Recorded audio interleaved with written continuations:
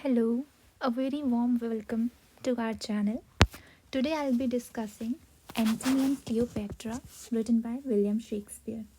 It's a tragedy, and I'll be discussing first the important points of the play. It's a tragedy.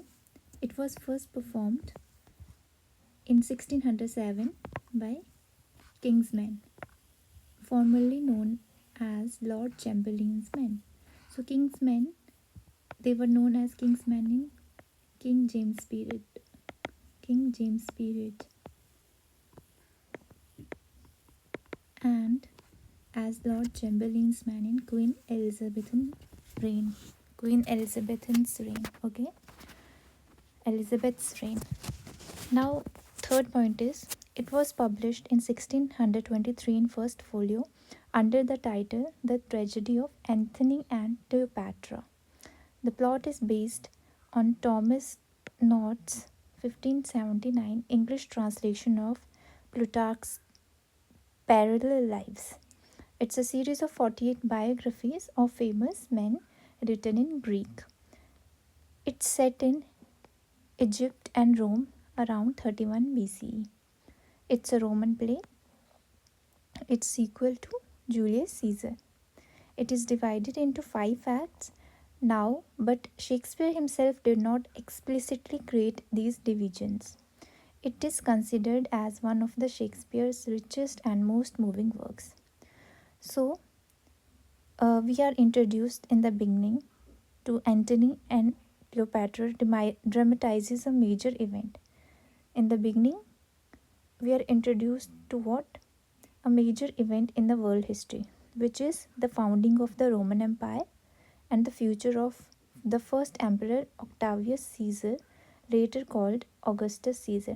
This founding of Roman Empire by the triumvirate, the newly formed triumvirate after Julius Caesar's death, which consists of Octavius Caesar, Antony, and Lepidus. Now, moving to Act First. In Act First, the play opens in Alexandria, which is in Egypt. There are 2 Roman soldiers, Philo and Demetrius. They are soldiers, Roman soldiers, and they are the soldiers of under whose command Antony, who is a Roman general.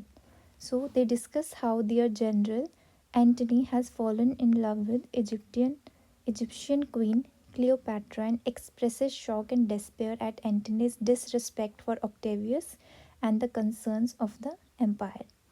So we get to know that Antony is in love with Cleopatra and he is already married to Fulvia. So Antony, their messenger, while he was spending his time with Cleopatra in Egypt, a messenger comes from Rome, and he says that Octavius wants him in Rome to fight against Pompey. But Antony declares, "Let Rome in Tiber melt, and the wide arch of the ranged empire fall. Here is my space, kingdoms are clay, our dungy earth alike feeds beast as man." So, moving on to the next scene, there we see a soothsayer sitting with Charmian and Eros. Charmian and Eros are Cleopatra's attendants, and they ask soothsayer to reveal their futures. And soothsayer says that they shall outlive the queen whom they serve. So there also a messenger comes and reports that Fulvia and Lucius, Antony's brother, Fulvia is the wife of Antony, and Lucius, Antony's brother, have mounted an army against Octavius but have lost. So another messenger comes and he brings the news that Fulvia is dead. So Enobarbus, who is Antony's most loyal supporter and advisor, after learning the events, he comforts Antony with the thought that Fulvia's death should be welcomed rather than mourned. So, there is another character, Sextus Pompeius or Pompey. He is the son of Pompey the Great. He is a threat to the triumvirs and is currently attempting to take control of the seas from the triumvirs. Antony is worried that his idleness and devotion to Cleopatra are responsible for the above events and decides to break away from Cleopatra and return to Rome. So, in Rome, Octavius Caesar complains to Lepidus, the third person in the triumvirate, that Antony has abandoned his responsibilities as a statesman. He disapproves strongly of Antony's relationship with Cleopatra and foreshadows the collapse of the triumvirate. Lepidus emerges as the weakest of the three Roman leaders, neither heroic like Antony nor politically astute like Octavius. He works desperately to maintain a balance of power by keeping Octavius and Antony as on amiable terms.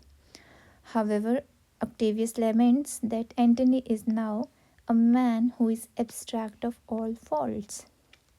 For Cleopatra, Antony is a model of grace whose well divided disposition gives him an ideally balanced perspective. Alexis, who is a attendant of Cleopatra, confirms this sense of balance when Cleopatra asks her how Antony acted as her ship disembarked. Like the time of the year between the extremes of hot and cold, he was nor sad nor merry. She was describing Antony while he was leaving for Rome, and he maintained a neutrality which who describes Cleopatra describes as a heavenly mingle. So Cleopatra praises Antony for this composure, and Cleopatra refers to him as the demi-atlas of this earth. Means the demi, she considers her the demigod. So here while Antony leaves for Rome, the Act 1 ends. So in Act 2 of the play, Scene 1, Pompey is discussing his military situation with his lieutenants. Who are his lieutenants? Menecrates and Minas. So he is discussing with them, and he feels that confident of his victory against the triumvirs, and he's very confident about his ability to defeat the triumvirate, that consists of Caesar, Antony and Lepidus, because the formidable Antony is based in Egypt, and he feels confident about the victory. But Minas, this lieutenant in Pompey is one of his lieutenants. He tells him that he reports that Octavius and Lepidus have raised an army, and another soldier, Varius, arrives to tell them that Antony has come to Rome. So he has arrived at Rome. So Minas expresses his hope that Octavius and Antony's mutual enmity will give rise to a battle between the two triumvirs. But Pompey predicts that the two will come together to fend off their common enemy, which is what happens next. In Scene 2, Antony and Caesar argue about Antony's absence and the army raised by his wife and brother. So what happens exactly is Lepidus tells Enobarbus that Antony should use soft and gentle speech. And why he says so? Because he wants Antony and Caesar to be amiable. He do not want them to fight amongst them. Okay, between them. He do not want a fight between them.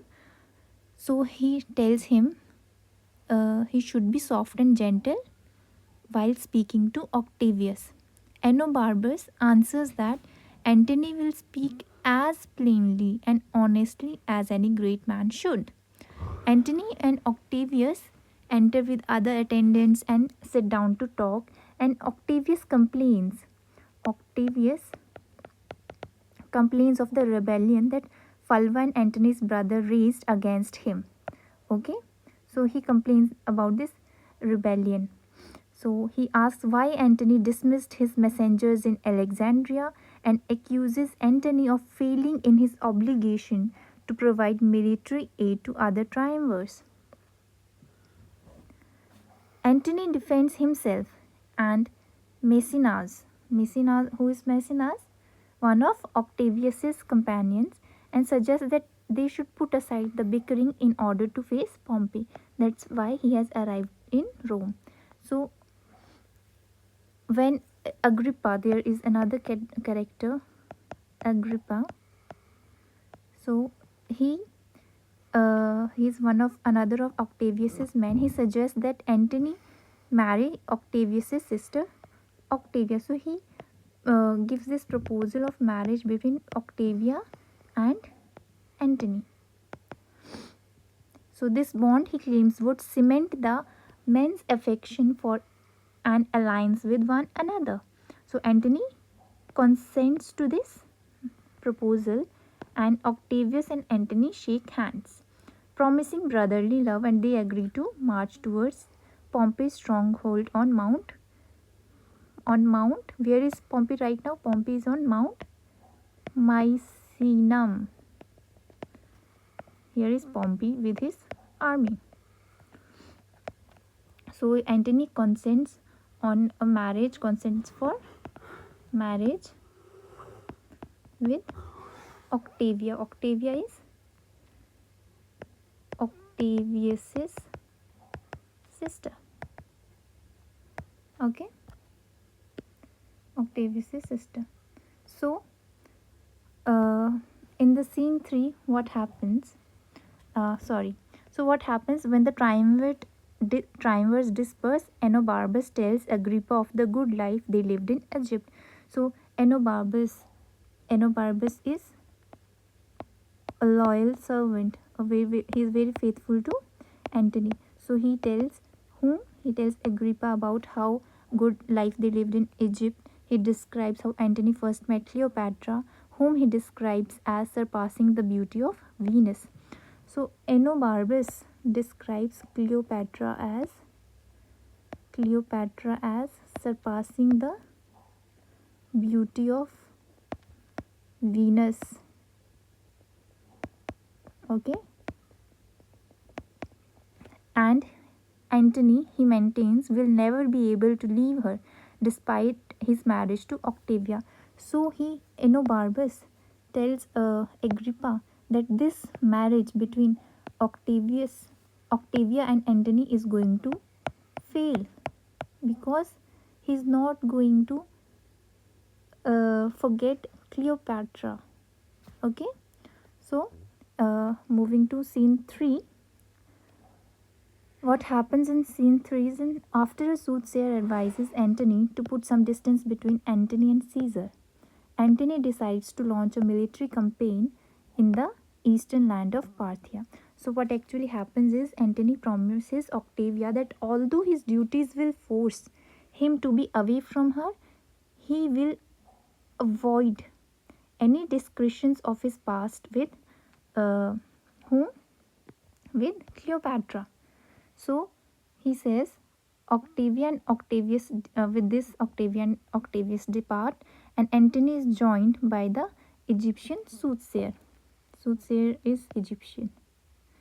Okay, and he predicts Antony's return to Egypt. And what he predicts? That Antony will return to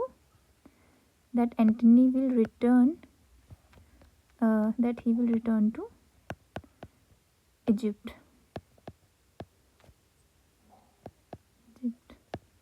Okay, so Antony asks whether he or Octavius has the brighter future, and soothsayer answers, the Octavius's fortune will rise higher.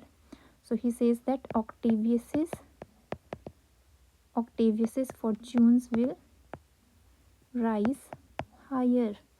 And as long as Antony remains in Rome, the soothsayer predicts he will be foreshadowed by Octavius. He advises Antony to leave plenty of space. They have some distance between Antony and Caesar. Antony dismisses the fortune teller but agrees with his assessment, and he reins himself to returning to Egypt. So he decides to go back to Egypt where his pleasure lies. Whose pleasure? Antony's. So Antony summons Ventidius. Who is Ventidius? Ventidius. He is a soldier and a friend. Soldier and a friend. He summons him and commissions him to go to east and make war against the kingdom of Parthia, okay, which is now ruled by Pompey. So what happens is, in scene 4th, meanwhile Lepidus orders Maecenas and Agrippa to gather their soldiers and meet at Mount Misenum, where they will confront Pompey's army. Okay, in scene 5th, okay, this is repeated. So in scene 5th, what happens is, a messenger tells in Egypt, a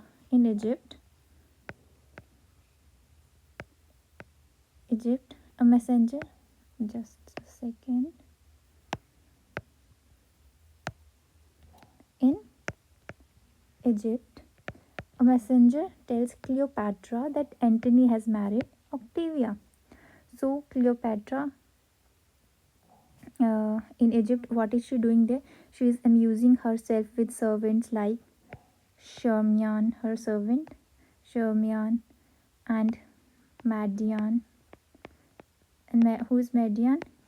He's a eunuch, or he or she is a eunuch. Okay, so she is entertaining herself with them, and she reminisces about Antony, likening him to a fish.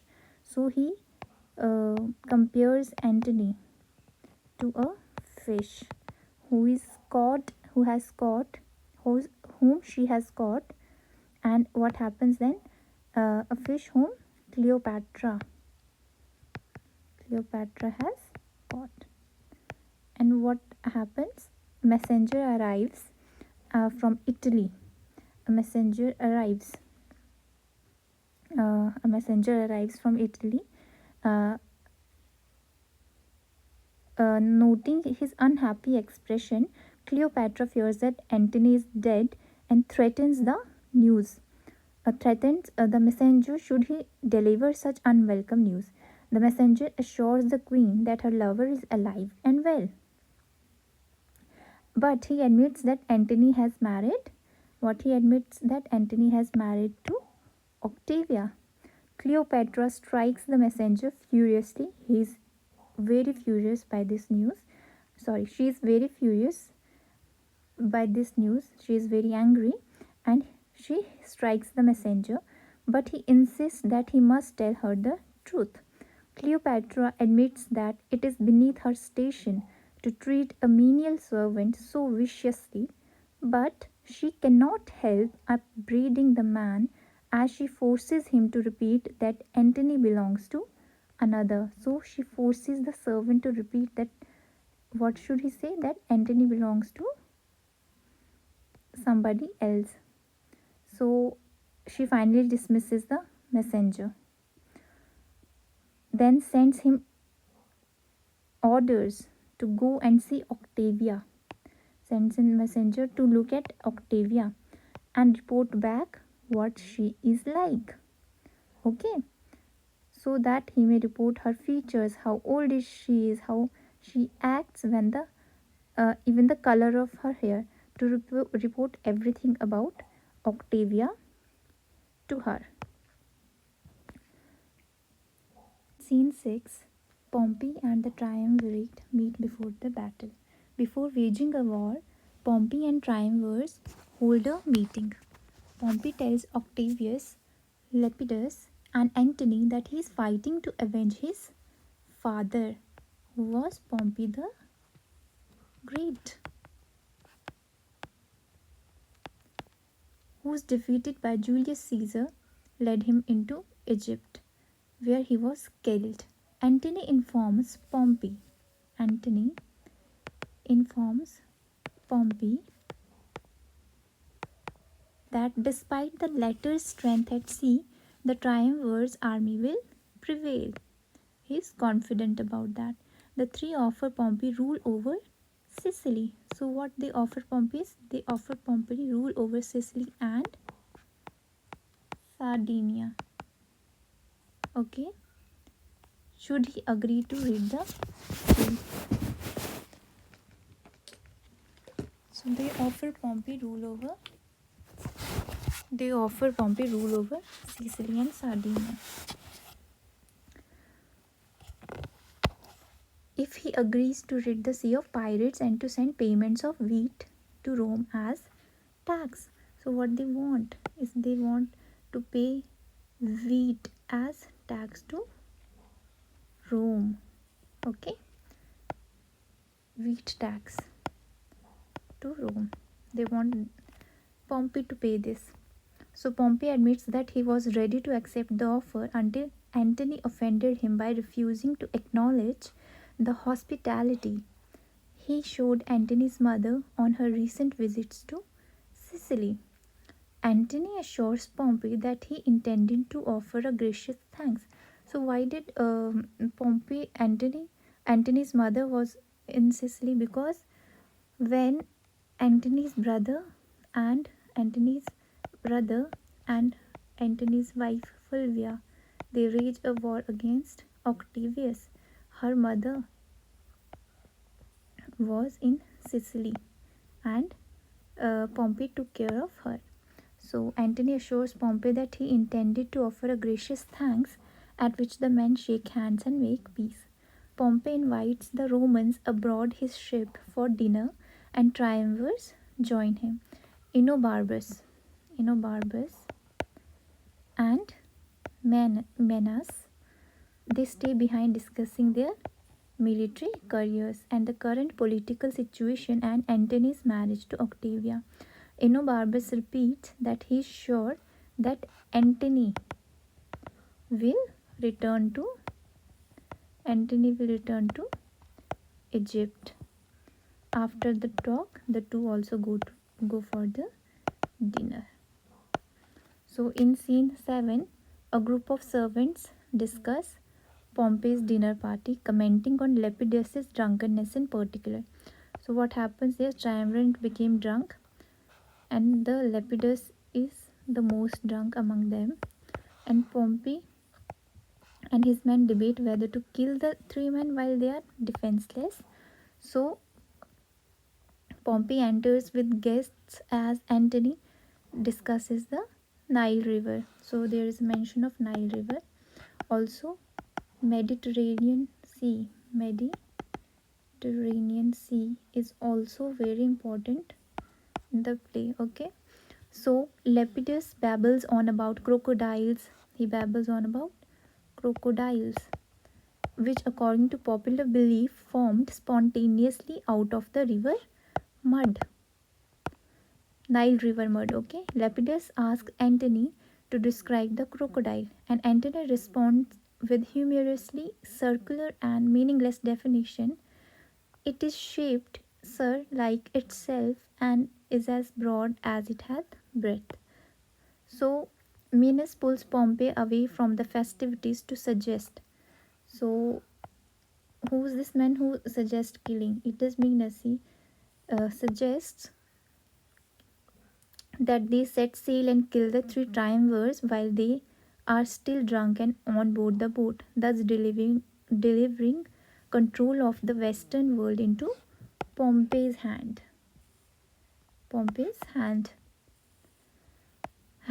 So Pompey rails against Menas for sharing plan with him. Were the deed done without his knowledge, Pompey says he would have praised it. But now that he knows, it would violate his honor. So, for Pompey, honor is the supreme thing, uppermost thing which he wants in his life, which he believes in. Okay, so in an angry aside, He expresses his disappointment because Pompey didn't go as Venus wanted.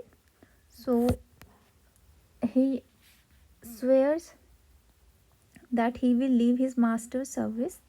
Meanwhile, the triumvirs and their host continue with drunken revelry.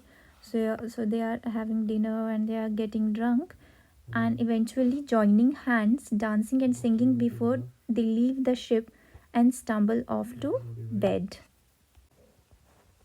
In Act 3rd, Ventidius, who was sent by Antony to Parthia, defeats Parthians. Agrippa and Enobarbus discuss the current state of affairs. So, what do they discuss? That Pompey has gone back after making truce with the triumvirate. They also mock Lepidus, the weakest of the three triumvirs.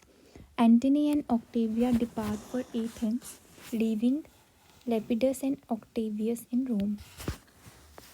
So, Cleopatra's messenger returns to report on Octavia, and he says that Octavia is not as beautiful as Cleopatra, that she is short and her hair is even her hair doesn't look that good, and all the things to make Cleopatra happy, which makes Cleopatra happy. So Cleopatra receives the news of Antony's marriage, and when she realizes that Octavia offers no challenge, and then she realizes that Octavia offers no real romantic challenge to her. So when Antony and Octavia reach Athens, they depart for Athens, and when they reach Athens, they learn that Caesar has revoked his peace treaty. So Caesar has revoked his peace treaty and attacked Pompey. He also betrayed the triumvirate agreement by imprisoning Lepidus. So what happens is that in the war, Octavius makes use of Lepidus's forces, but then after their victory, denied Lepidus his share of his spoils and imprisons him.